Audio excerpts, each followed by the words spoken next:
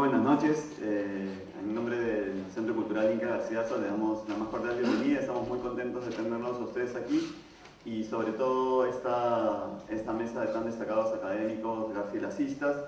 Tenemos la suerte de tener el día de hoy la presentación de este libro, Biografía y Polémica, el Inca Garcilaso y el Archivo Colonial Andino en el siglo XIX, de Enrique Cortés. Enrique Cortés es un destacado académico, doctorado en la Universidad de Georgetown. Justamente este trabajo, de alguna manera una versión preliminar de este libro, fue su trabajo doctoral. Yo además tuve la suerte de estar en esa sustentación en Estados Unidos. En esa época yo también estaba estudiando otra cosa, pero tuve la suerte de estar presente en la sustentación de Enrique, que es un gran amigo además de épocas sanmarquinas, de la gloriosa base 97. Así que yo personalmente además estoy muy contento de poder tenerlo aquí. El libro va a estar después a la venta y para los interesados. Así que en la dinámica, en realidad, la presentación va a estar a cargo de Cristian Fernández, José Antonio Mazzotti y Carmela Zanelli, y luego aquellos que quieran, además de seguramente las inquietudes o lo que van a comentar los panelistas, si alguien tiene alguna consulta o inquietud, también la podrán hacer llegar a Enrique Cortés, quien va a cerrar la mesa. Así que muy bienvenidos a todos y espero que tengan una buena velada y que se queden con nosotros para el vino de honor al final. Muchas gracias.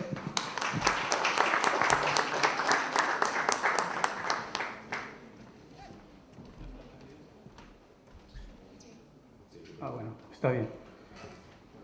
Buenas noches y muchas gracias al Centro Cultural Inca Garcilaso La Vega por acogernos en este recinto, y a Alejandro Neira, el director. Y también gracias a Enrique por confiar en que voy a hablar bien de él y invitarme para la presentación de este libro. Bien, el Inca Garcilaso es un clásico y por consiguiente una fuente inagotable sobre el que la crítica vuelve continuamente con nuevas miradas, nuevos acercamientos y nuevas interpretaciones sobre sus obras, pero principalmente sobre los comentarios reales. El libro de Enrique Cortés que ahora presentamos es el último libro importante del que tengo noticia, y escribir sobre el Inca no es tarea fácil, pues la bibliografía y la obra de Garcilaso ha sido analizada desde muchas perspectivas, así como desde varias disciplinas como la historia, la etnografía, la geografía, la botánica y la crítica literaria, entre otras muchas disciplinas que han estudiado la obra de Garcilaso.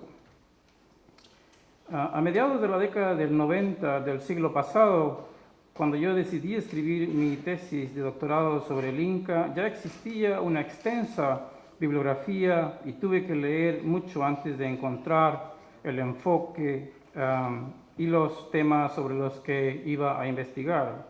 Sin embargo, fue el libro de Margarita Zamora el que me animó a continuar en mi investigación, no por la novedad de sus temas, sino que después de haber leído la mayor parte de lo que se había escrito sobre Garcilaso, me di cuenta que el libro de Zamora era una compilación y ordenamiento o reordenamiento de lo que se había escrito en castellano.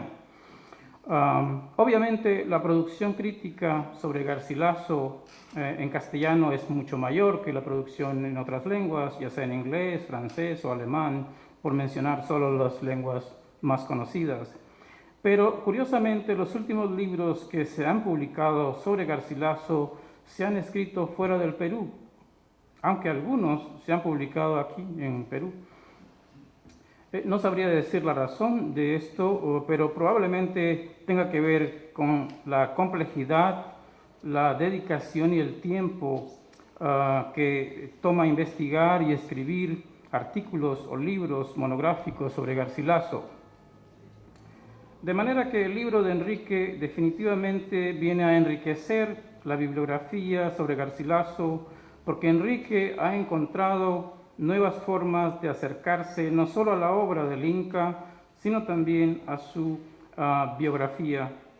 Enrique aprovecha el concepto de archivo y para estudiar la obra de Garcilaso y cómo ésta ha sido vista, utilizada, interpretada y reinterpretada por todos los estudiosos de diversas disciplinas en el siglo XIX y XX, diría, voy a dejar este comentario para después. Por otro lado, el uso de la biografía como herramienta de análisis e interpretación es nueva en el caso de Garcilaso, y esta ha requerido un gran esfuerzo para relacionar la vida y la obra del Inca con los estudios de Prescott, Markham, González de la Rosa, Toribio Polo, Ribagüero, entre otros muchos de los autores sobre los que Enrique estudia en este libro. El libro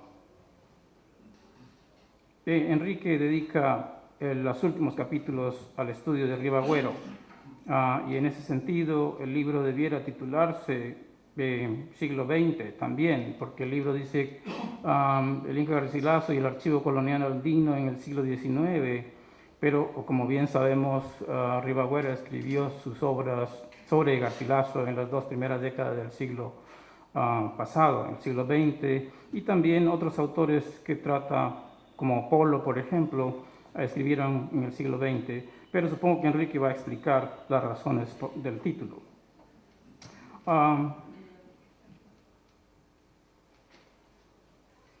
Por otro lado, este es un estudio muy profundo, muy detallado y muy pertinente por referirse al primer autor, me refiero a Ribagüero, que dedicó varios estudios a Garcilaso y a la difusión y defensa de su obra, como bien lo ve Enrique aquí en esta polémica que tuvo Ribagüero con González de la Rosa y con otros autores también. Este libro de Enrique amplía y ofrece una gama de temas nuevos que estoy seguro abrirá el camino hacia nuevas interpretaciones para otros investigadores, ya sea viejos como nosotros o de los autores y investigadores jóvenes, que tendrán el libro de Enrique como un modelo de estudio.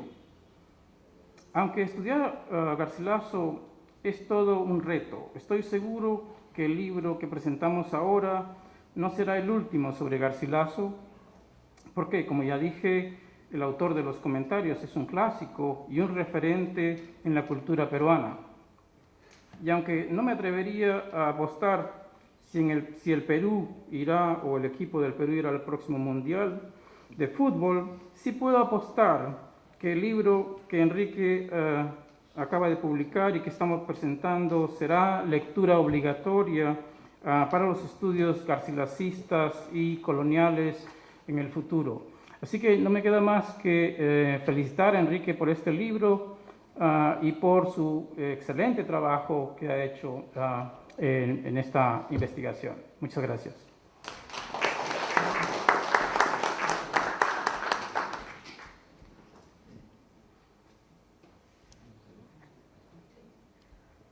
Buenas noches.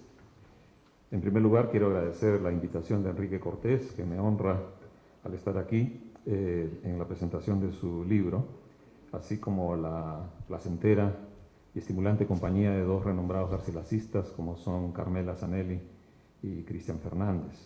También quiero agradecer a Alejandro Neira, que nos ha permitido ocupar temporalmente este espacio tan emblemático, además por el nombre mismo, ¿no? ¿Dónde mejor que en el Centro Inca Garcilaso para presentar un libro sobre el Inca Garcilaso? Un libro que, como vamos a ver a continuación, cubre un vacío clamoroso en los estudios garcilacistas. Porque, como es de común dominio, la obra y figura del Inca Garcilaso han dado motivo a numerosas interpretaciones, desde elogios superlativos hasta una cada vez más galopante desconfianza, sobre todo desde fines del siglo XIX. El Inca Garcilaso ha servido para emprender todo tipo de batalla ideológica, llámese hispanista, indigenista o mesticista. Hay todo tipo de garcilacistas hay para escoger. Muchas de estas polémicas trascienden ampliamente el marco de la crítica literaria y en ese sentido el estatuto que Garcilaso tiene como historiador ha servido de punto de partida para imaginar un pasado cultural y utilizarlo como fórmula de construcción de un futuro no menos imaginario. El libro de Enrique Cortés que hoy presentamos es un aporte en el inmenso edificio de los estudios sobre la recepción del Inca Garcilaso. Voy a citar 3 frases significativas de su introducción que nos van a dar un poco las aristas por las que se mueve el argumento de Enrique. Dice, en primer lugar, no me enfoco en lo que falta en la investigación biográfica, sino en lo que se ha logrado y el significado de ello. Es decir, la aproximación de Enrique es en buena medida metacrítica, en la medida en que se refiere a crítica ya realizada, desarrollada, investigaciones previas, como son esta pléyade de intérpretes y lectores del Inca Garcilaso, desde Prescott hasta Ribagüero, que cubren, como bien dice Cristian Fernández, un poquito más del siglo XIX, aunque le voy a dar aquí un pase de taquito a Enrique, se puede responder que el siglo XIX es un siglo muy largo, ¿no? Que dura hasta más o menos 1920, esa es la tesis de Halperin Dondi, nada menos. Así que hay formas de evadir ese penalty que le ha impuesto Cristian para seguir con las metáforas futboleras. Otra frase importante de Enrique es: pensar el pasado peruano pasa por asignar un lugar central a la figura, tanto biográfica como textual, del Inca Garcilaso en la formulación de un discurso nacionalista para el nuevo país. Y aquí quiero detenerme, voy a adelantar una pregunta que le haré a Enrique al final. En efecto, la figura biográfica la conocemos con algunos altibajos. Hay periodos en los que no sabemos absolutamente nada de qué cosa hacía el Inca Garcilaso, por ejemplo, el largo periodo en Montilla, que va desde su regreso de la Guerra de las Alpujarras hasta su mudanza a Córdoba. No hay mucha documentación, tampoco hay mucha documentación sobre los inicios de la década de 1570. Hay años enteros en que se ha especulado que el Inca Garcilaso, por ejemplo, viajó a Italia, ¿no? No hay prueba alguna de ello. También algunos sostuvieron que peleó en el combate de Lepanto, tampoco sabemos. Es poco probable, si no él lo hubiera mencionado porque tenía una vocación militar. Estos vacíos en la biografía del Inca Garcilaso han servido para ficcionalizaciones, ¿no? De hecho, yo soy culpable de una de ellas. Les adelanto que ha salido una película sobre el Inca Garcilaso en España que se llama Inca Garcilaso el Mestizo, con guión de este servidor, que ficcionaliza aquellos periodos de la vida de Garcilaso que no están muy documentados. Entonces, el pasado biográfico se conoce más o menos, pero la figura textual a la que alude Enrique Cortés en la formulación de un discurso nacionalista para el nuevo país es quizá la que más me interesa, porque es la figura textual que emerge de distintas ediciones del Inca Garcilaso, y aquí va la pregunta que había mencionado, surge de ediciones distintas. Las ediciones que conocemos durante el periodo colonial, el llamado archivo colonial, son, bueno, la Príncipe de 1609 y 1617, la de González de Barcia, 1722-23, y luego una en Madrid en fascículos en 1800, ¿no? ¿Qué Garcilaso leía Prescott? No sabemos bien, quizá la de 1800 o la de González de Barcia. ¿Qué Garcilaso leía Markham? ¿Qué edición de Garcilaso leía Ribagüero? Eso es algo que convendría escudriñar por la bibliografía que aparece al final del libro de Enrique. Todas las ediciones son del siglo XX. Entonces ahí yo quiero que Enrique me responda sobre ese vacío editorial. Pero bueno, es un problema menor, porque no es un estudio de carácter filológico precisamente, es un estudio de carácter interpretativo, y en cuanto a contenidos, las ediciones modernas conservan bastante del original. Y otra oración que me interesó mucho resaltar del texto de Enrique es que la lectura del Inca Garcilaso favoreció, y cito, la formulación del archivo colonial andino como espacio de investigación para la práctica historiográfica y la historia literaria. En otras palabras, el tratamiento del caso Garcilaso permite entender de qué manera se configuró el archivo colonial andino. Y este es un argumento de enorme repercusión, porque no solamente el caso de Garcilaso permite entender de qué manera se configuró el archivo colonial andino, sino también de qué manera se han configurado los imaginarios sobre el Perú.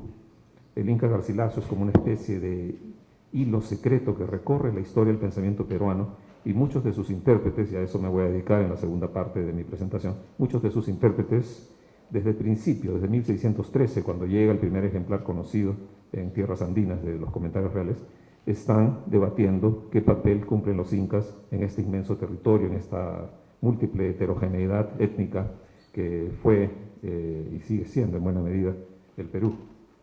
El libro se divide en dos partes principales.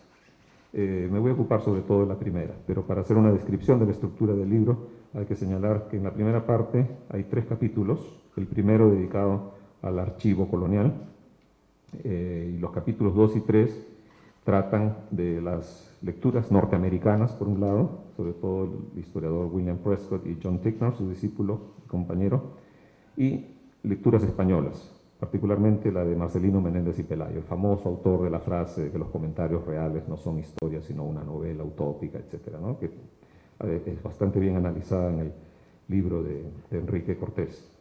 Ahí ya aparece el primer arconte, como él lo llama, ¿no? Es decir, el guardián que articula esta ley que permite emitir distintos discursos, según la definición de Foucault, que utiliza Enrique como marco teórico, que llamamos el archivo, ¿no? El archivo tiene un carácter metafórico en el uso moderno de la crítica literaria, ¿no?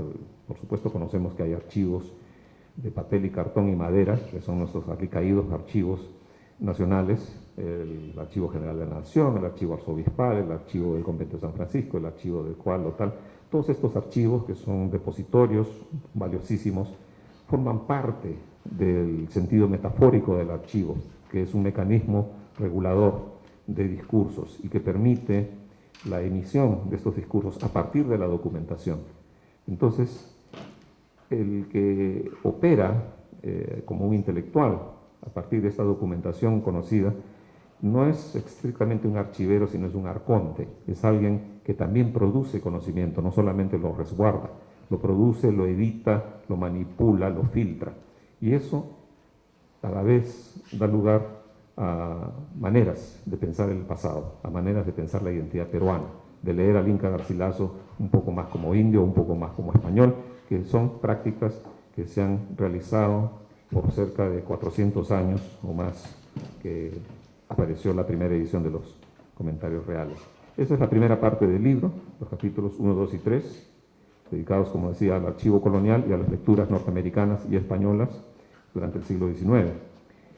La segunda parte también tiene 3 capítulos y ya está dedicada a las lecturas peruanas, ¿no? La recepción en el Perú, sobre todo, a partir de los trabajos de Mariano de Rivero y Johann Jacob von Schuri, de José Toribio Polo, Manuel González de la Rosa y José de la Ribagüero, 2 personajes, 2 historiadores a los que Enrique Cortés dedica numerosas y nutridas páginas para dilucidar esa famosa polémica, en la cual el consenso es que Ribagüero triunfa, y el último capítulo sobre José de la Ribagüero, ¿no? Que, como dice Cristian Fernández, siguió escribiendo a propósito del Inca Garcilaso hasta los años por lo menos 20, si no más.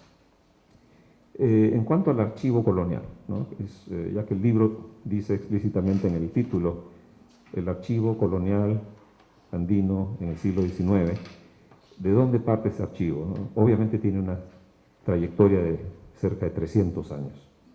A mí me interesan esas lecturas iniciales, ¿no? Es decir, cómo se va configurando el archivo dentro de lo que Enrique despliega como una especie de abanico metodológico para hablar de 3 formas distintas, 3 modalidades en que el archivo colonial se presenta. Él llama a esto tendencias, ¿no? La tendencia del archivo colonial imperial, que sería toda la documentación y el discurso de carácter caballeresco, de carácter justificatorio de la conquista y de la dominación de la corona de Castilla sobre los inmensos reinos de ultramar. Está la tendencia criolla del archivo, que es la respuesta de los nativos descendientes de europeos que desde México o Lima principalmente rebaten una serie de argumentos peninsularistas en favor de la superioridad de los europeos, de los criollos desde muy temprano. Ya incluso eso lo ha estudiado muy bien Bernard Lavallee. Configuran un andamiaje retórico sumamente efectivo para contravenir estas ideas de la inferioridad de los americanos que ya circulaban desde el siglo XVI, ¿no? El cronista real Juan López de Velasco decía en 1570 que los americanos eran indios en potencia, ¿no? Es decir, los criollos, y que incluso los españoles que venían al Nuevo Mundo se aindiaban por contacto, por el clima, por la comida, Entonces, el suelo americano, o el Nuevo Mundo, como se le llamaba, o las Indias, era un espacio nocivo para el desarrollo de los seres humanos, ¿no? A todo esto, por supuesto, los criollos responden diciendo que es al revés, ¿no? Está el famoso argumento de Antonio de la Calancha, gran lector del Inca Garcilaso en 1638, que dice que Lima es el lugar más propicio para desarrollarse como ser humano, porque tiene un clima muy estable, ¿no? Todos lo sabemos bien. Nos quejamos del famoso cielo panza de burro y que en Lima la garúa y que el verano dura muy poco, pero no estamos expuestos a las tormentas de nieve, a los huracanes y a las grandes catástrofes naturales que aparecen en otras latitudes o al extremo calor. Entonces, lo que decía Calancha es que los seres humanos, al estar hechos de sustancias diferentes, el clima ejerce distintos efectos, produce distintos efectos, entre ellos, por ejemplo, en la gente europea, el crecer mejor, el desarrollarse intelectualmente de manera superior y físicamente también, frente a los españoles, que crecen en un clima muy disparejo y por eso son tan temperamentales y tan arbitrarios y hasta groseros, ¿no? En cambio, los limeños del siglo XVII se consideraban superiores moralmente y también en términos de su trato, ¿no? Hacia la gente en general. Este es parte del archivo que menciona Enrique, y hay una tercera tendencia, ¿no? Luego del archivo tendencia imperial, el archivo criollo, del que me voy a ocupar un poquito más, y el archivo indígena y mestizo, del cual se conoce menos porque hay menos documentación, desgraciadamente. Hay textos importantes, pero no hay tantos como en el archivo criollo. Estos tres tendencias, tres sectores del archivo colonial criollo, son parte de lo que se consideraría los primeros pilares de la historia peruana, ¿no? La historia peruana como la conocemos desde un punto de vista, si se quiere, moderno o ya influido por la presencia europea, ¿no? Por supuesto hay una historia peruana anterior, que algunos dirían que no es ni siquiera peruana, sino indígena o incaica o huari, pero de la que tenemos desgraciadamente menos documentación que la historia que empieza a partir de la colonización. Por eso me interesan particularmente algunas de esas lecturas iniciales, sobre todo aquellas relacionadas con el archivo criollo o la tendencia criolla. Específicamente las lecturas que se han hecho de los comentarios reales y más específicamente desde la primera edición de las dos partes de los comentarios, es decir, 1609 y 1617. Quizá estas lecturas que se hicieron en este periodo del siglo XVII, siglo XVIII, no son las más frecuentadas ni conocidas, y mucho menos las más rigurosas, pero sí nos dan una pauta para reflexionar sobre el papel de los comentarios reales en la formación de distintos proyectos étnicos nacionales desde el mismo siglo XVII.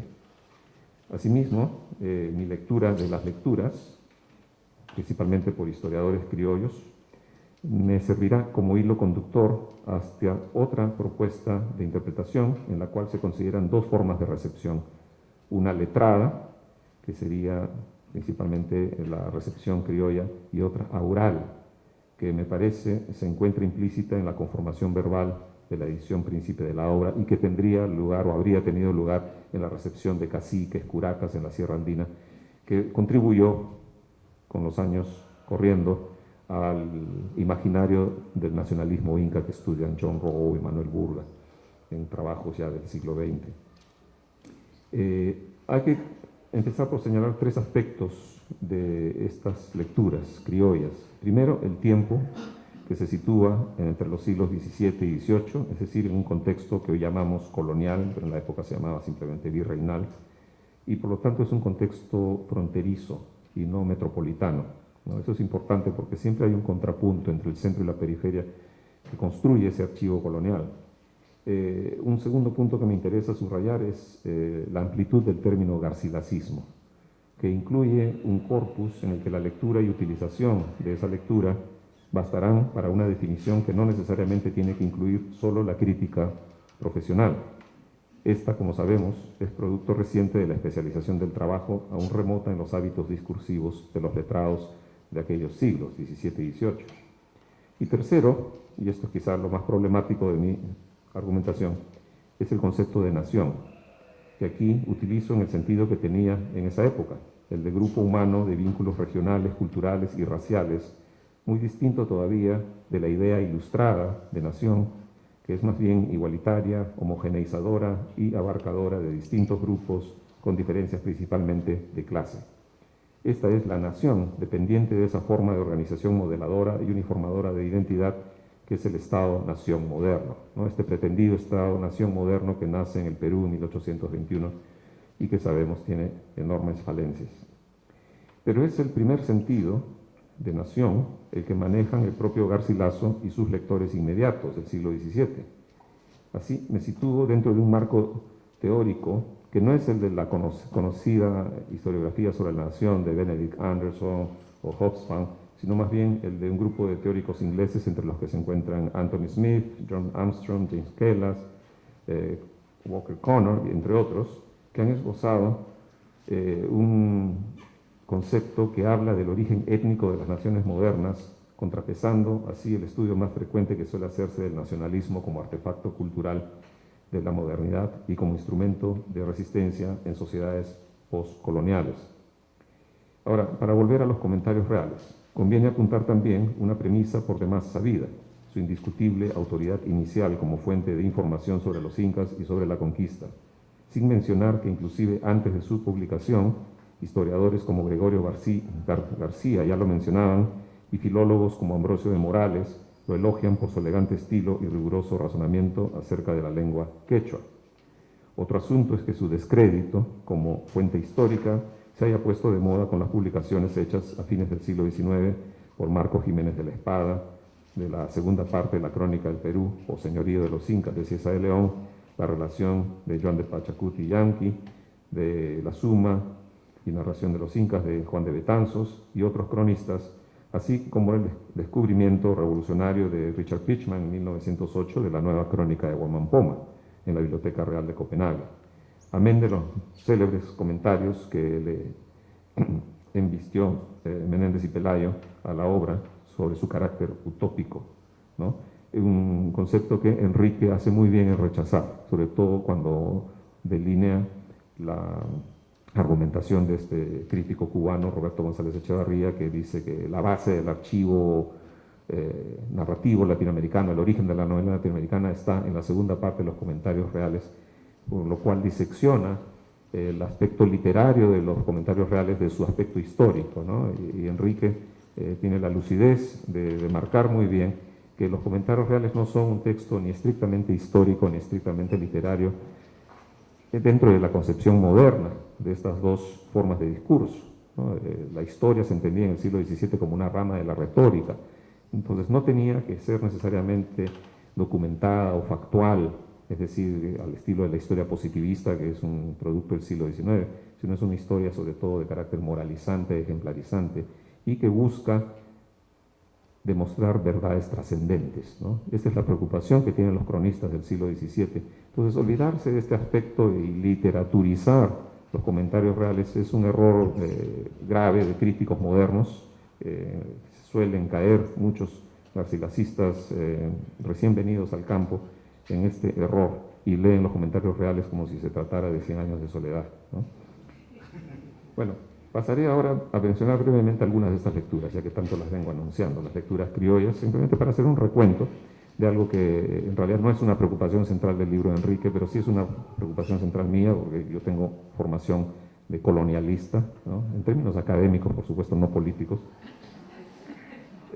y que puede llenar el vacío de dónde sale esta preocupación de Enrique Cortés por hablar del siglo XIX. Bueno, sale justamente de esta formación del archivo colonial que ya habían elaborado una serie de letrados importantes. Paso a enumerar algunos, ¿no? Para no ocupar demasiado tiempo. La primera evidencia de la llegada de los comentarios reales y por lo tanto el inicio de la formación del archivo colonial a partir de los comentarios, es un aspecto del archivo colonial, que no es el único, es un resumen de los comentarios que aparece en el famoso legajo 3169 de la Biblioteca Nacional de Madrid, donde también se encuentran otros manuscritos muy importantes, como la relación de Pachacuti y Yanqui, los ritos y fábulas de los incas de Cristóbal de Molina, nada menos que el importantísimo manuscrito de Guarochirí y otros valiosos documentos. Ahí hay 13 hojitas que se llaman Resumen de los Comentarios Reales, aparentemente escrito por Francisco de Ávila, nada menos que el famoso cura doctrinero extirpador de idolatrías, al cual se le atribuye también la transcripción del manuscrito de Guarochirí. Es básicamente eso, un resumen. Es una especie de recuento, capítulo por capítulo, en algunos casos se saltea los contenidos, pero nos da un avance de aquello de lo que tratan los comentarios reales, apenas 4 años después de aparecida la primera parte en Lisboa. Pero ya la primera obra plenamente interpretativa de los comentarios reales, es decir, el pilar fundamental del garcilacismo criollo, es el Memorial de Historias del Nuevo Mundo Perú, de Fray Buenaventura de Salinas y Córdoba, uno de los grandes intelectuales criollos, muy olvidado, muy poco estudiado el día de hoy, y que merecería mayor atención, ¿no? En esta obra magnífica, que además fue mandada a recoger por sus alegatos antipeninsularistas, ya habla mucho del Inca Garcilaso y lo usa como fuente histórica, lo usa como una autoridad para hablar de los indios y específicamente de las grandezas del imperio incaico.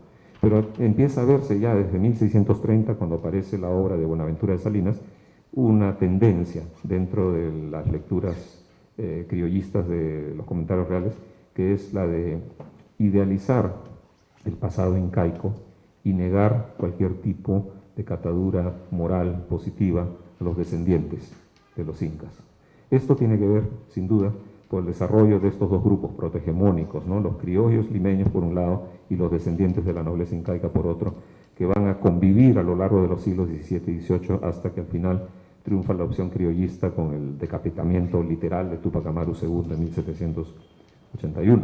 Pero antes de llegar a fines de ese siglo, del XVIII, quiero mencionar algunos otros casos notables de la formación del archivo criollo o la tendencia criolla del archivo colonial, como es el caso de Fray Antonio de la Calancha, ¿no? Que no es menos elogioso las virtudes y superioridad de los criollos, no solo frente a la población indígena, mestiza y negra, sino frente a los mismos peninsulares.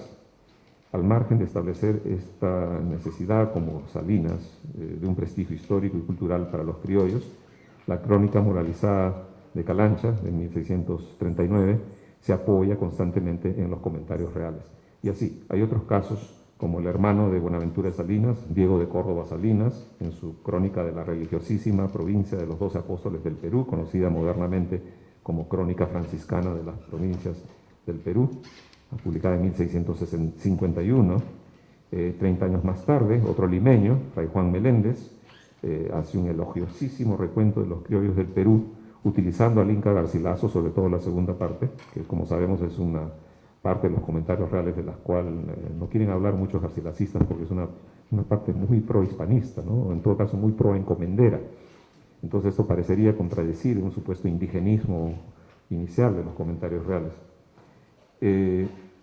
Tesoros verdaderos de las Indias, 1681, de Fray Juan Meléndez, pero el caso mayor, el caso preclaro de garcilacismo colonial es el de Pedro Peralta Barnuevo, ¿no? En varias obras, no solamente en su afamada Lima Fundada, que se apoya paso por paso en la segunda parte de los comentarios reales, o sea, la historia general de Perú, sino también en otras obras de carácter menor, como Los Júbilos de Lima, de 1725, donde discute al Inca Garcilaso y le termina dando la razón frente a otras interpretaciones del pasado incaico, ¿no? Es curiosa la mención que hace Peralta de una historia de pre-incaica basada en 4 edades, muy parecida a lo que plantea Guamán Poma de Ayala, pero es la misma que plantea Buenaventura de Salinas. Entonces, en Peralta se resumen, estamos hablando ya de 1720, 1730, se resumen algunas de las tendencias anteriores en la formación de este archivo criollo, ¿no? Y estoy dejando muchos nombres en el tintero por la falta de tiempo, pero es el edificio sobre el cual se va a sostener el estudio de Enrique Cortés. Vuelvo a la pregunta inicial que planteé, para que no se olvide, y es que cómo ha resuelto Enrique Cortés el problema de las ediciones. Si es que cree que hubiera hecho falta leer las ediciones que leyeron Prescott, que leyó Ribagüero, porque las que Enrique ha planteado en su bibliografía son las de Rosenblatt, Miro Quesada y otros más modernos. Así que lo dejo allí. Es un libro magnífico en muchos sentidos, llena un gran vacío en el estudio del garcilacismo, el vacío que durante el siglo XIX no habían tocado muchos de los renombrados garcilacistas que hoy día conocemos, como José Durán, Aurelio Miro Quesada, Guillermo Loman Villena, Raúl Porras Barrenechea y otros más, que se han ocupado sobre todo del Inca Garcilaso en su recepción colonial o del Inca Garcilaso a partir de interpretaciones más propiamente literarias, filológicas en el siglo XX. El Inca Garcilaso da para muchos tipos de lecturas y gracias al trabajo de Enrique Cortés ahora podemos iluminar un amplio sector de este edificio que es el garcilacismo, parte central del archivo colonial que hasta hace poco no tenía conectada la luz. Muchas gracias.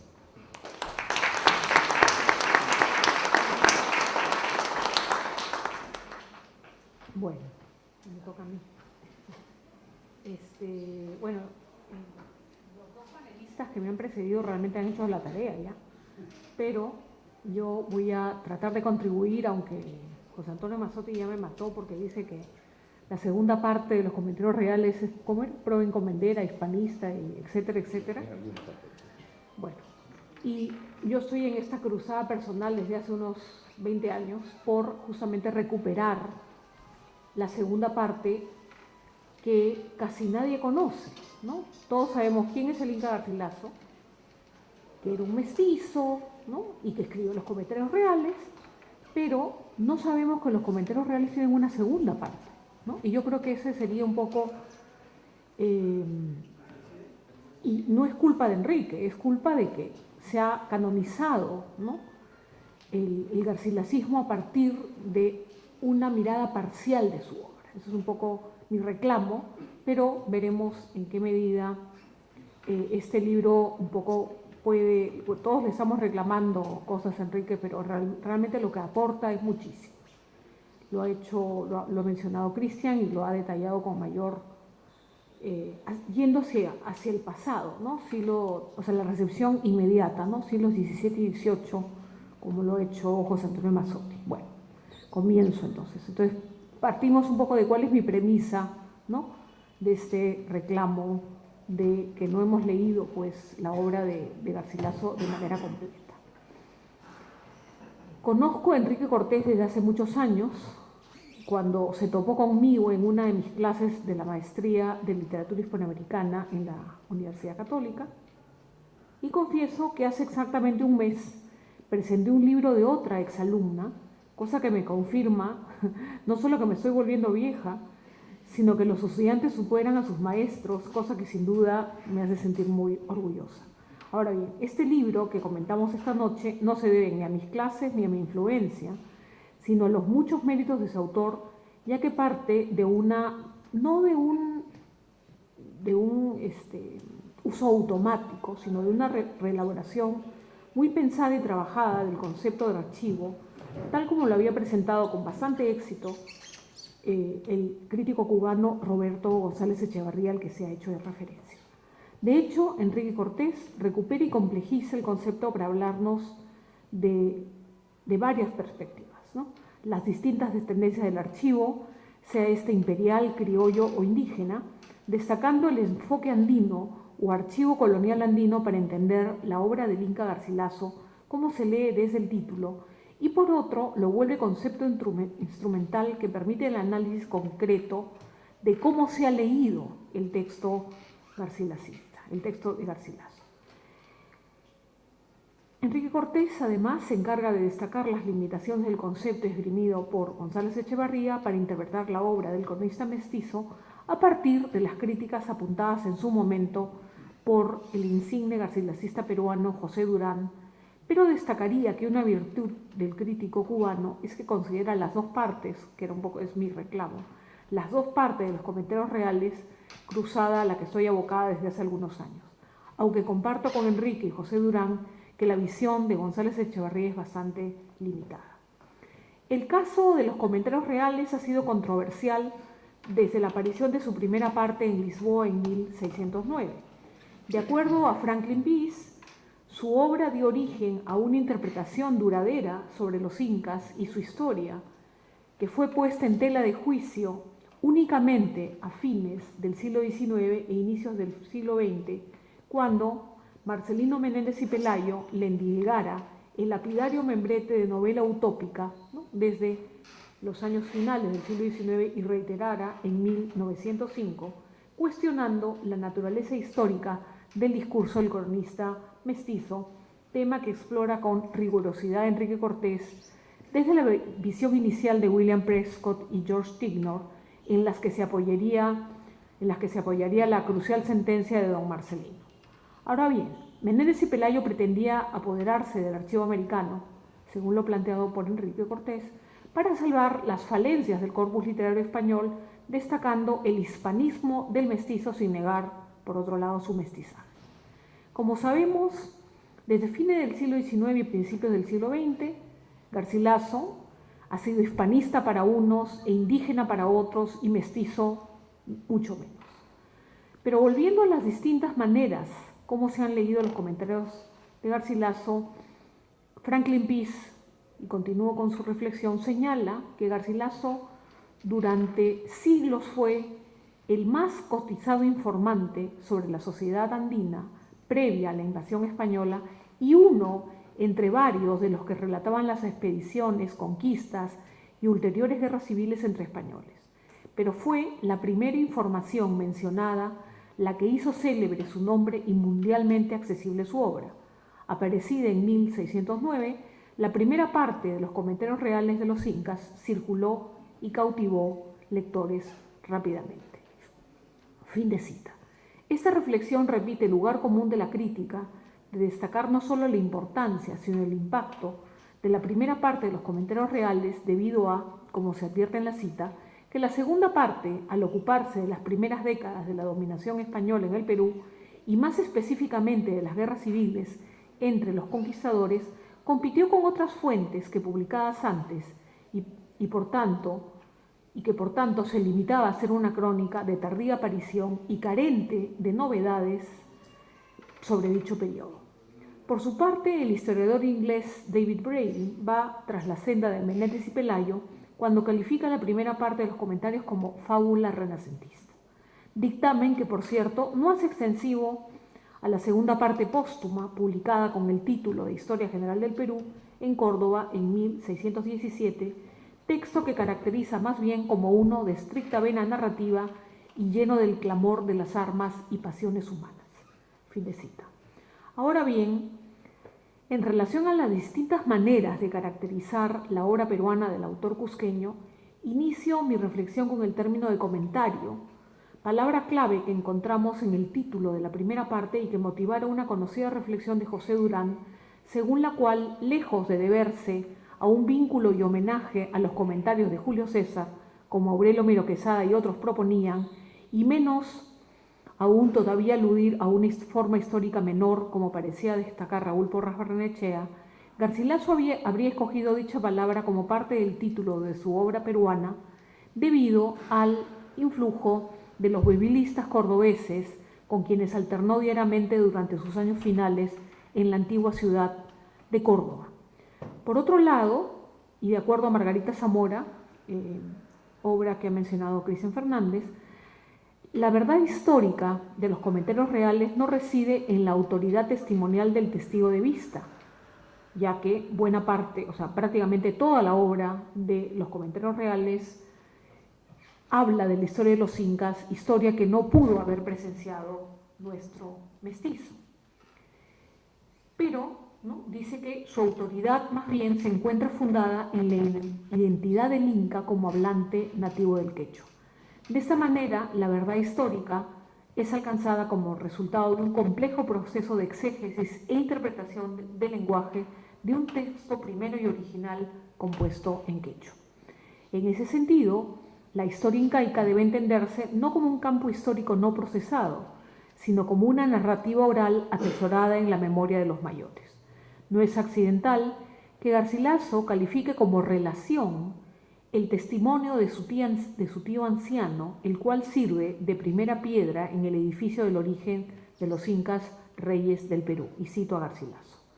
Esta larga relación del origen de sus reyes me dio aquel inca, tío de mi madre, a quien yo se la pedí, la cual yo he procurado traducir fielmente de mi lengua materna, que es la del inca, en la ajena, que es la castellana, aunque no la he escrito con la majestad de palabras que el inca habló ni con toda la significación que las de aquel lenguaje tiene, que por ser tan significativo pudiera haberse extendido mucho más de lo que se ha hecho. Por ende, la autoridad historiográfica del Inca Garcilaso es, en realidad, de carácter lingüístico y se manifiesta bajo la forma del comentario, un discurso secundario cuyo objeto es el texto inca original. Pero se trata del comentario filológico, que siguiendo los modelos expuestos por la exégesis bíblica y la restauración de textos clásicos, supone a la vez una traducción fiel de la lengua original y, en segunda instancia, una glosa erudita o comentario. La singularidad de este caso reside en que el texto primero y original, que estaría siendo comentado, es un texto oral compuesto en una lengua indígena del Nuevo Mundo.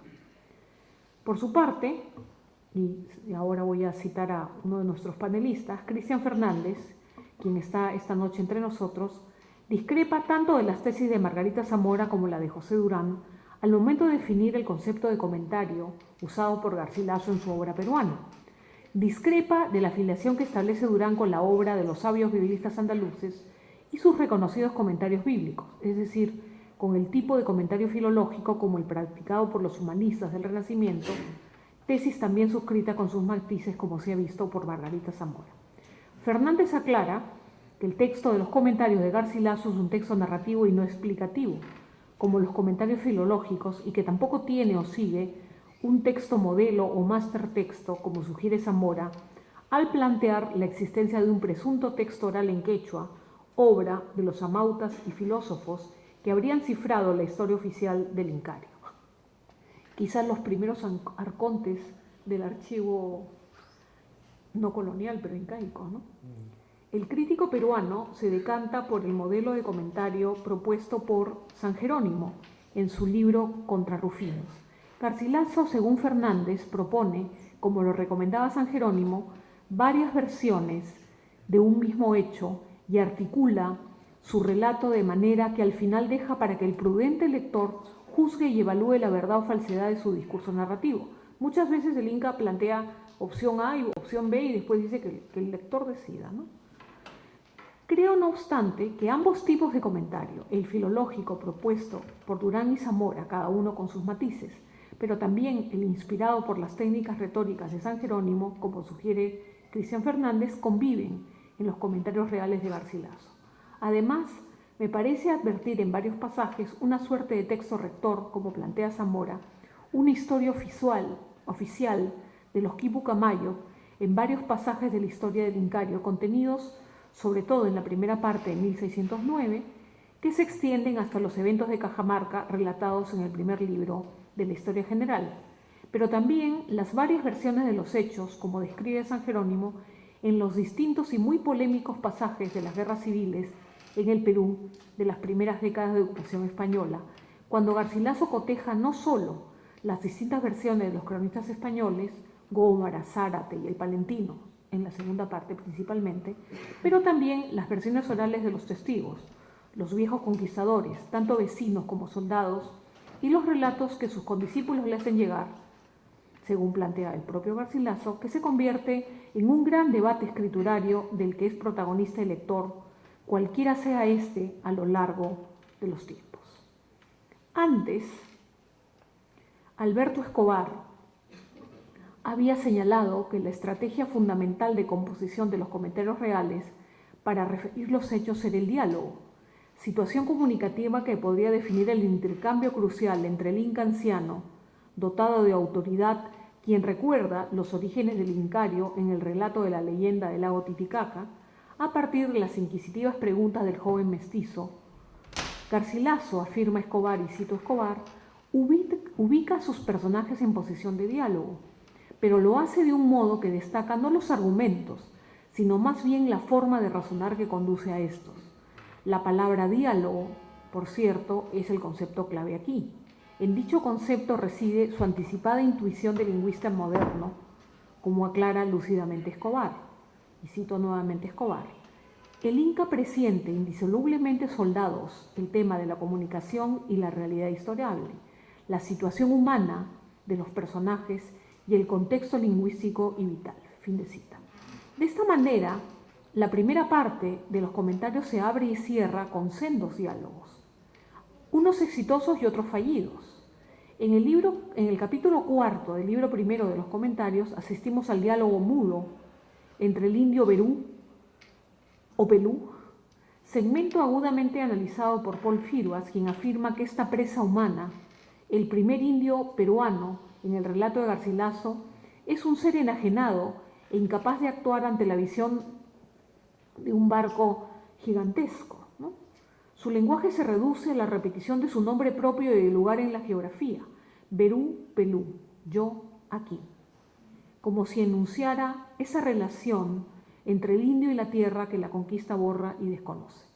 Se trata, sin duda, de la narración con la cual el Inca marca el origen impropio, ajeno y viciado del topónimo, aunque después se apropie de ese mismo topónimo, y que no es casualidad que siga siendo, que fue durante 300 años el nombre del virreinato y después el nombre de nuestra nación, ¿no? Bien. Como se ha visto, ¿no?, el tema de este pequeño episodio, el tema preponderante del relato incrustado es el de la incomunicación, al relatar cómo por accidente, como decía, se denomina Perú a toda aquella región, desconociéndose tal vocablo en las lenguas de dichas latitudes, según lo planteado por Garcilaso. En realidad, la historia de los incas se inaugura con otro diálogo, al que ya aludí antes. El relato del inca tío anciano, cuyo testimonio sobre las leyendas de origen o las fábulas historiales, y eso no hay que perderlo de vista porque los primeros lectores del siglo XIX, de este archivo colonial andino del siglo XIX, al que parece no ceñirse completamente Enrique, lo acusan de crédulo, ¿no?, de contar historietas, fábulas. Bueno, no son, ¿no?, las fábulas que nos contaban o los cuentos de hadas, ¿no?, sino Garcilaso las llama puntualmente fábulas historiales, y eso es un punto importante. Queda enmarcado, ¿no?, estas leyendas de origen o fábulas historiales, como las califica el Inca Garcilaso, queda enmarcado en el diálogo entre el inquisitivo y joven sobrino nieto y el sabio inca anciano. El término recuerda, es un concepto que he estudiado en otro momento, remite al del cuento historial, concepto que aparece en los diálogos de amor, tratado neoplatónico traducido por el mestizo. Si la primera parte se abre así, ¿no?,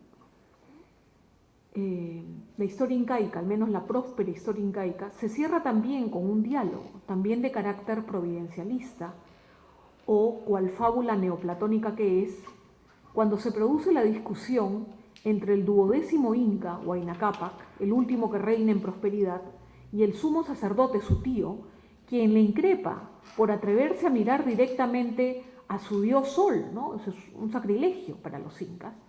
Cuando el inca sagazmente intuye que existe un ser más poderoso que el Sol, cuando le señala al sumo sacerdote volviendo a mirar directamente al Sol, y le dice: pues yo te digo que nuestro Padre el Sol, debe de tener otro mayor señor y más poderoso que no él, el cual le manda hacer ese camino que cada día hace sin parar, porque si él fuera el supremo señor, una vez que otra dejara de caminar y descansara por su gusto, aunque no tuviera necesidad alguna. Fin de cita. En el punto de mayor prosperidad, Huayna Cápac es capaz de intuir la existencia del verdadero Dios. Luego se suceden agüeros, rebeliones y otras catástrofes naturales y celestes que anuncian el final del imperio. Ahora bien, además de los comentarios, de los conceptos de comentario, fábula neoplatónica y diálogo que he tratado de presentarles, tendré que atender la sugerente propuesta del Archivo Colonial Andino de Enrique Cortés, que nos revela las muchas incógnitas que nos sigue proporcionando un texto rico y complejo como los comentarios de Garcilaso. Y ahí un poco me abro a cómo ha sido la recepción ya más adelante, ¿no? Y falta otro nuevo garcilacista que sería nuestro premio Nobel. Y con eso no se preocupen, ya termino. Mario Vargas Llosa, en su análisis de la obra del escritor indigenista José María Arguedas, considera que el Inca Garcilaso es el iniciador de una hermosa reminiscencia del imperio incaico que se encuentra en la base de lo que él denomina la utopía arcaica indigenista, que sería una versión renovada de la novela utópica, ¿no?, de la que hablaba Marcelino Menéndez y Pelayo, de la cual, dice Vargas Llosa, son herederos los ideólogos del indigenismo y el propio escritor andahuaylino, José María Arguedas. Garcilaso, según Vargas Llosa, extrae de sus recuerdos de infancia los relatos del perdido imperio, matizados en su madurez por el poderoso tamiz de una perspectiva platónico-renacentista, a la que he aludido también, dominante en la primera parte de los comentarios reales. El Nobel peruano destaca la paradoja de que el indigenismo que se alimenta de la imagen idealizada del incario, iniciada por Garcilaso, sea una ideología nacionalista y maniquea que rechaza lo europeo cuando en las raíces de la reconstrucción garcilasista del mundo andino respira la cultura clásica remozada por el humanismo y el renacimiento. Se hace evidente que Vargas Llosa, al igual que otros influyentes intelectuales, se limita al estudio de la primera parte de los comentarios reales y desconoce la importancia de la historia general del Perú, título de la segunda parte póstuma. Este último texto se ocupa de los distintos intentos por reconstruir el orden social fracturado por la conquista, es decir, habla de la historia del Perú y ya no únicamente del incario. Es un recuento de oportunidades perdidas, de líderes tanto indígenas como españoles, que no se encontraron a la altura de las trágicas circunstancias y que no corresponde a esa utopía arcaica, purista e inmóvil que algunos atribuyen de manera simplista a Garcilaso, a partir de una lectura parcial de su obra. En la segunda parte de los comentarios, al dirigirse explícitamente a los indios, mestizos y criollos nacidos en el Perú, y aquí un poco me traslado a la reflexión de José Antonio Mazzotti, quien hablaba de una idea de nación, Garcilaso creo que hace algo interesante aquí, ¿no? Muchos de los cuales no pudieron ser, de modo alguno, sus interlocutores inmediatos. El Inca mestizo revela su proyección a un interlocutor futuro. Garcilaso se dirige a una comunidad y un pueblo que está en dicho momento aún en proceso de constituirse, mientras que la primera parte estaba claramente dirigida a un público europeo, al que había que sugerirle que los incas representaban una cultura y una civilización sofisticada, dotada de muchas virtudes que habían sido pasadas por alto por los cronistas españoles. En suma, si los comentarios reales son una obra fundacional, que es algo que claramente destaca y confirma el libro de Enrique Cortés, ¿no? Es una obra fundacional que permite entender la construcción del imaginario nacional, que oscila entre la mirada utópica y ejemplar del gobierno de los incas y el diseño providencialista de la obra en su totalidad. También está esta otra parte, el retrato realista y desencantado, tanto de los líderes indígenas como de los españoles, pues ninguno estuvo a la altura de las trágicas circunstancias que estaban viviendo. Hemos leído incompleto y mal el texto.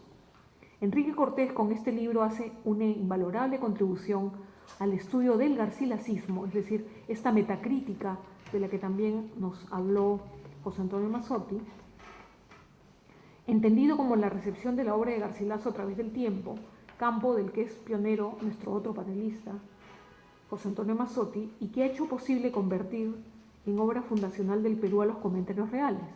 Pero insisto en que hay que leerla completa, causa en la que me sigo batiendo a duelo como antes Ribagüero y Porras Barrenechea al recuperar la historicidad de nuestro autor cusqueño y su originalidad al liberarlo de las acusaciones de plagio que le había hecho otro historiador peruano. Muchas gracias.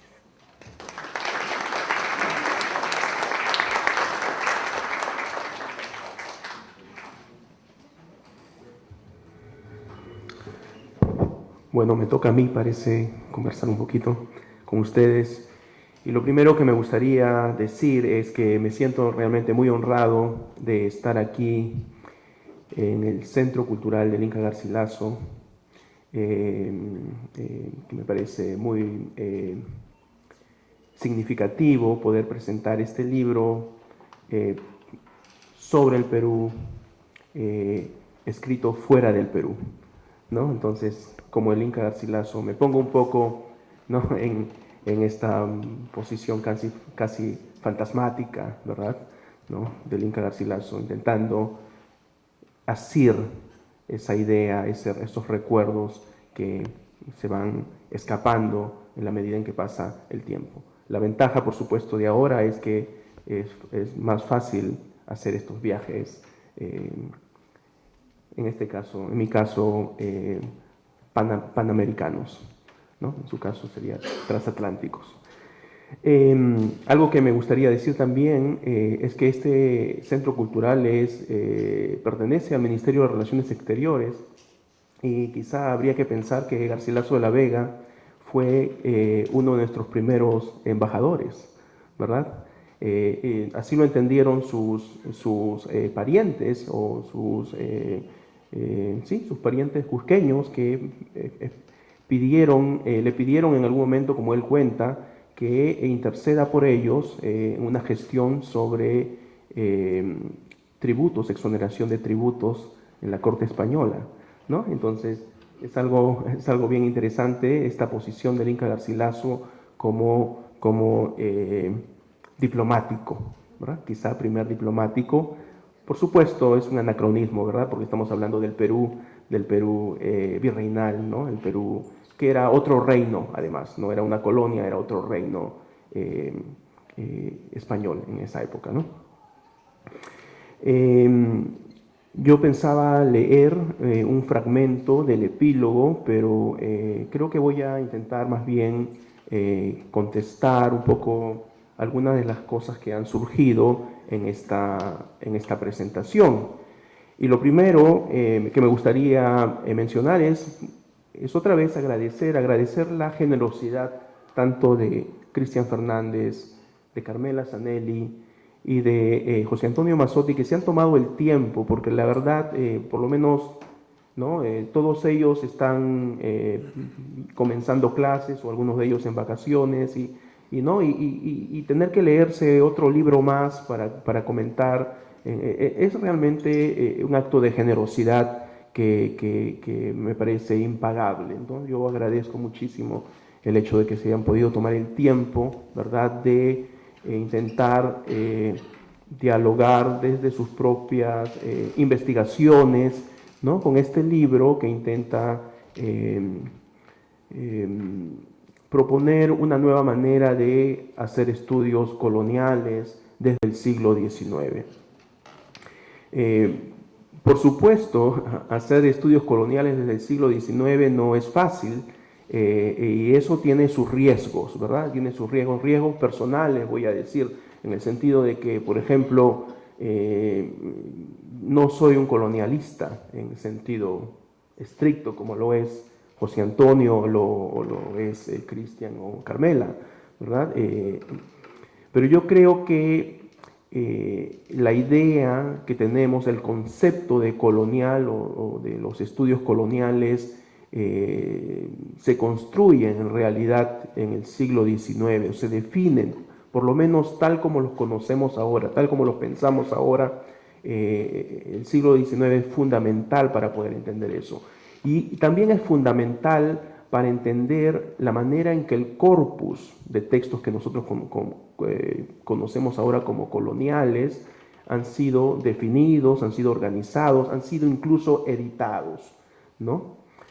Entonces, y esto digo ya casi en una nota personal, no es muy fácil ser colonialista desde el siglo XIX, ¿verdad? Cuando yo he ido a muchas entrevistas de trabajo, ¿no? Y entonces la pregunta es, ok, ¿tú qué haces? 19 o 16, ¿no? Entonces al final uno termina obteniendo los puestos de generalista, ¿no? Porque no te toman en serio, en realidad piensan que estás, ¿no?, trabajando con un espacio, pues, en cierto sentido es un espacio que no existe todavía como campo de investigación, ¿no? Entonces, una de mis ambiciones, y con este libro, y en general con mi propia, digamos, con mi propio trabajo intelectual, es poder ir formando un nuevo campo de investigación, ¿verdad? Un campo que tiene que ver con estos cruces, ¿no? Porque yo creo que en estos cruces entre lo que llamamos el periodo republicano, que se parece mucho, en muchos sentidos, al periodo colonial, pero también es diferente, ¿no? Y entonces eso, yo creo que hay la posibilidad de ir diciendo nuevas cosas. Y una de las razones por las que yo decidí escribir en su momento, empezar una investigación sobre este tema, fue porque, como dice Cristian Fernández, es muy difícil escribir sobre el Inca Garcilaso, ¿no? Entonces, ¿qué más iba a decir ya, ¿no? Entonces, después de todas estas investigaciones, ¿no? Esta idea de buscar algo que sea novedoso, ¿verdad? Y que pueda producir algún tipo de conocimiento, y fue como me empecé a encontrar con algunos textos, ¿no? Lecturas, digamos, fortuitas, ¿no? En donde uno se encuentra con un texto y dice, ah, mira, acá hay algo interesante. Y es así como me encontré con Prescott, ¿no? Me encontré con Prescott, dije, aquí parece que hay algo interesante, porque yo ya había leído lo que Menéndez Pelayo había dicho, y entonces, y yo pensaba, cuando comencé a escribir la tesis, que Menéndez Pelayo esta idea había salido del aire, que Menéndez Pelayo en un momento de, no sé,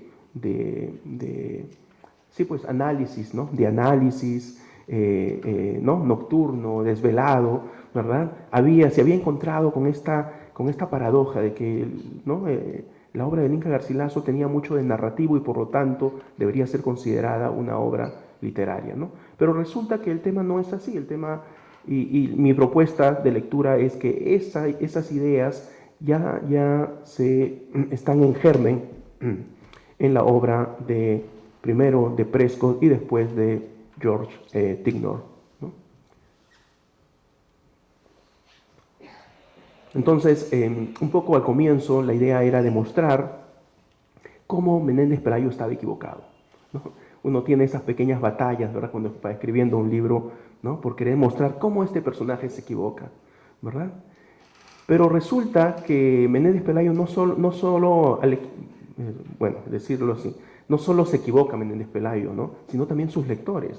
Y uno de sus lectores fundamentales para el caso peruano es José de la Riva Agüero, ¿no? Y entonces esto de acá, este libro en cierto sentido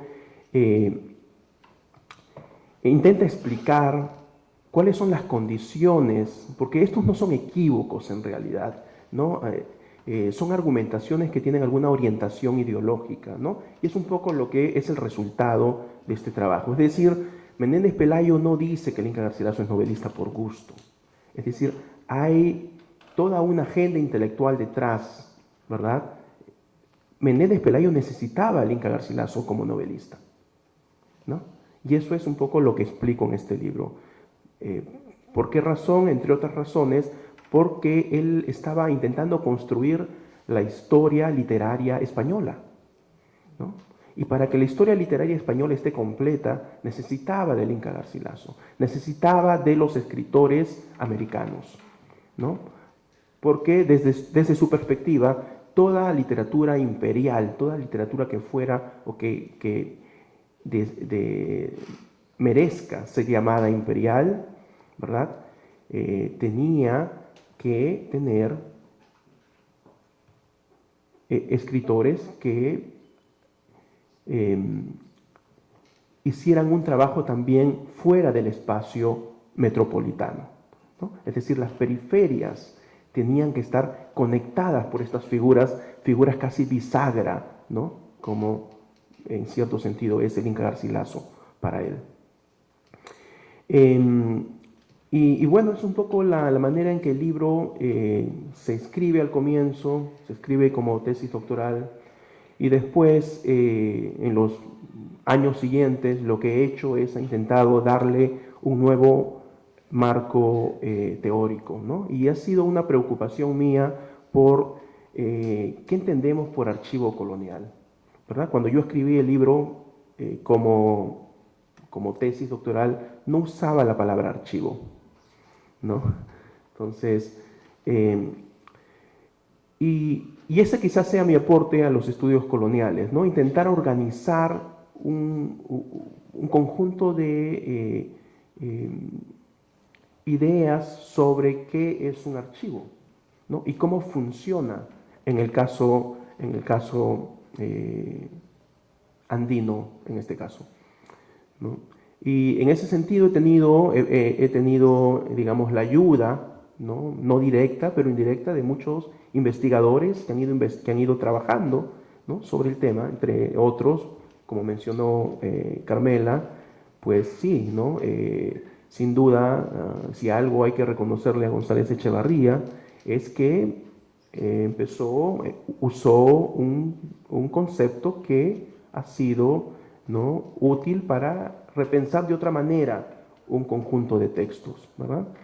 Me parece, y lo explico en el libro, la manera en que él plantea el término es insuficiente. Me parece que está dentro de lo que podríamos llamar, lo que yo llamo la tendencia imperial del archivo. Él está muy feliz, es muy cómodo en esa tendencia, ¿verdad?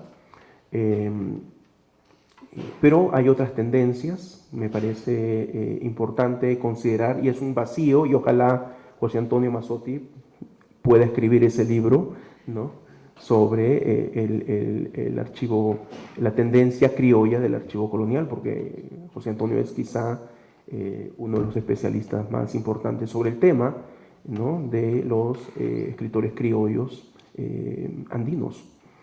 Y sin duda, la otra tendencia que a mí me parece fundamental es lo que yo llamo la tendencia indígena del archivo colonial.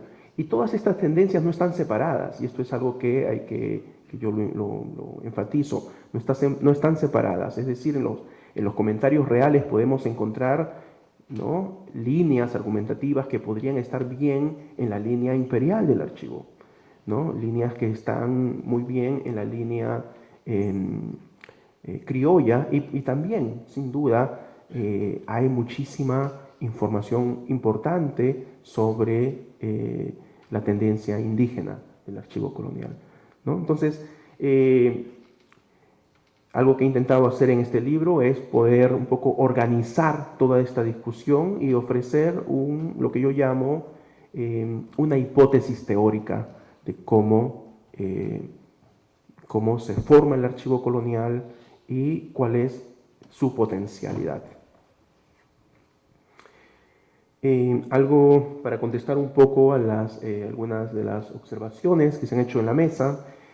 Sí, yo uso y explico en el libro que estoy usando la idea del long 19th century, ¿no?, que va más o menos entre 1780 y 1930, más o menos esos son los marcos que yo uso para hablar del siglo XIX. Y me parece útil porque, ¿no?, hay ideologías centenarias, sin duda, ¿no? Las centenas, los siglos, funcionan a veces como límites ideológicos, ¿no?, en nuestra manera de acercarnos a investigar las cosas, ¿no? Entonces, esa era una manera de cuestionar un poco esta idea y además mostrar que por lo menos la recepción del Inca Garcilaso, que va de lo positivo a lo negativo, se enmarca bien en este marco temporal. Yo creo que por lo menos para hablar de la recepción del Inca en el siglo XIX es bien útil usar esta idea del long 19th century, ¿no?, desde 1780 hasta 1930 más o menos. Lo de las ediciones, sí, en efecto, ese es un vacío, ¿no? José Antonio ha encontrado uno de los, ¿no?, una de las debilidades, si se quiere, de la investigación, que no ha sido mi trabajo intentar definir qué ediciones estaban leyendo estos autores, pero lo que sí puedo decir, y quizá si hay una segunda edición del libro. Tendré que poner un par de pie de páginas, supongo, para referirme a este tema, pero lo que sí podría decir es que Prescott probablemente leyó en inglés, ¿no? Porque era muy mal lector en español, ¿no? Y lo demuestro en un capítulo en el libro en donde él se equivoca, ¿no? Al considerar la obra de Prescott, la obra de Cieza, como una obra de la persona a la que le fue enviada, ¿no? Se equivoca entre el por y el para, lo cual nos hace, me parece, dudar muchísimo de sus capacidades como lector en castellano, ¿no? Entonces, probablemente leía en inglés. Menéndez Pelayo probablemente no leyó los comentarios reales. Lo leyó de manera muy, ¿no?, apurada, ¿no?, muy salpicada. Ahora, hay algo interesante en Tignor, por ejemplo.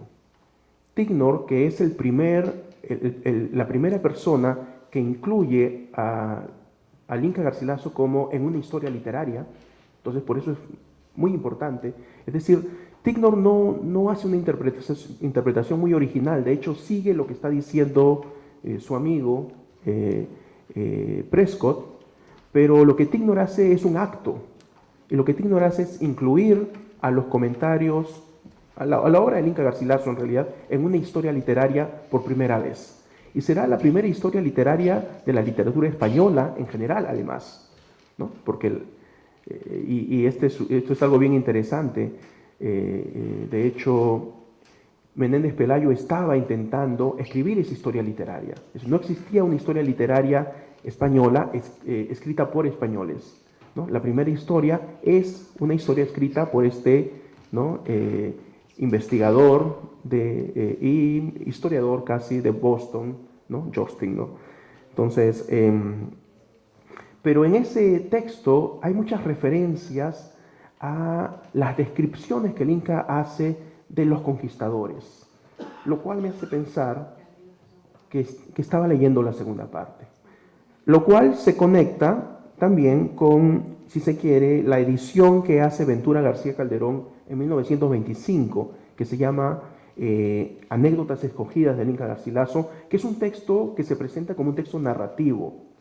Y esas Anécdotas escogidas del Inca Garcilaso tiene por igual tanto anécdotas de la primera parte como de la segunda parte. Entonces yo creo que la segunda parte, ¿no?, se usa mucho para hablar del Inca Garcilaso narrador también, ¿no? Pero me parece que es un tema que tiene que ser revisado con atención. Yo creo que allí hay un lindo artículo, si alguno de ustedes está interesado, ¿no?, en seguirlo. Algo que también debería decir es que este es un libro inacabado en cierto sentido, ¿no? Como casi todos los libros, es muchísimo lo que hay que escribir, lo que hay que investigar para poder, digamos, intentar mostrar una imagen más acabada de un periodo. Yo creo que este libro es simplemente un inicio, ¿no? Mi proyecto futuro, por ejemplo, es escribir sobre más arcontes en el 19, ¿no? Porque estoy muy interesado en las metodologías, ¿no? Y este libro discute mucho sobre la metodología, ¿no? Y una de las ideas fuertes de este libro es que la biografía es una metodología. Y es una metodología de análisis, en el caso de Prescott, es una metodología de clasificación, ¿no? Y es una metodología de escritura nacional, ¿no? O sea, la biografía sirve para escribir historia nacional, ¿no? Y es un poco lo que muestro en este libro también. Y sí, eso es. Muchísimas gracias y si tienen alguna pregunta.